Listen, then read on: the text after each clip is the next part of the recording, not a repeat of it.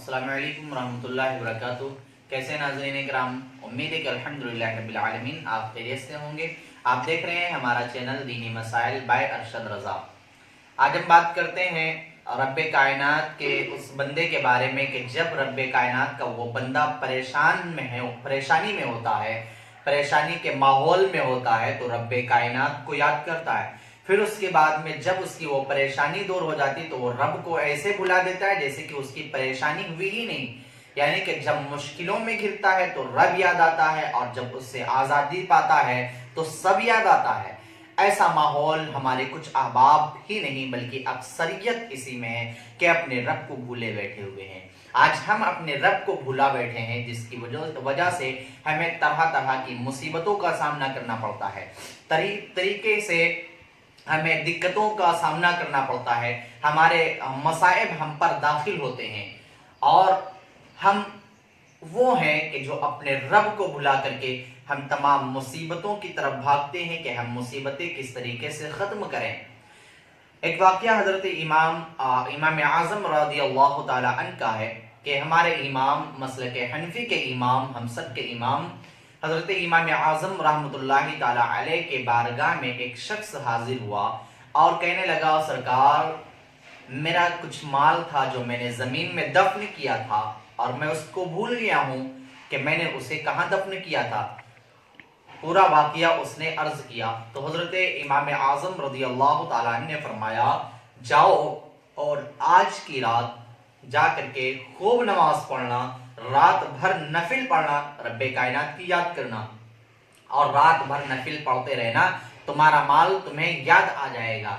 वो शख्स गया और जाने के बाद में रात हुई, और रात होने के बाद में उसने अपने हाथों को उठा करके रब्बे कायनात की बारगाह में अपने आप को सुपुर्द कर दिया और नमाज अदा करने लगा। अभी चंद ही रकातें उसने नमाज अदा की थी कि उसे याद आ गया कि उसे माल उसने कहाँ दफनाया था, किस जगह पर उसने दफन किया था। वो उस माल की याद की खुशी में नमाज को तर्क कर दिया उसने। फिर उसके बाद में जब माल को तर्क कर दिया, सुबह हुई, हजरत इमाम आज़म रज़ियल्लाहु ताला अन्हु की बारगाह आलिया में हाजिर हुआ, कहने लगा, हुजूर, मुझे माल याद आ गया। कहने लगे, अच्छा, याद आ गया। उसने कहा कि आपने कौन सी ऐसी तदबीर बताई, आपने कौन सी ऐसी तदबीर मुझे बता दी जिसकी वजह से माल मुझे वापस याद आ गया। आपने फरमाया कि मुझे मालूम था कि शैतान तुझे नमाज पढ़ने नहीं देगा और पूरी रात उसको ये बर्दाश्त नहीं होगा कि तू नमाज पढ़ता रहे, लेकिन अफसोस कि तूने पूरी रात पढ़ करके नमाज रब्बे कायनात का शुक्रिया अदा नहीं किया। उसने तुझे माल को याद दिला दिया लेकिन तूने रब का शुक्रिया नहीं अदा किया। इस हिकायत से और इस वाक़ये से ये पता चलता है कि जब हम मुसीबतों में होते हैं तो हमें खुदा याद आता है, लेकिन जब हम दिक्कतों में गुजर करके जब हम उस माहौल से दूर हो जाते हैं तो हम अपने खुदा को इस तरीके से भुला बैठते हैं जिस तरीके से मुसीबत हम पर आई ही नहीं है।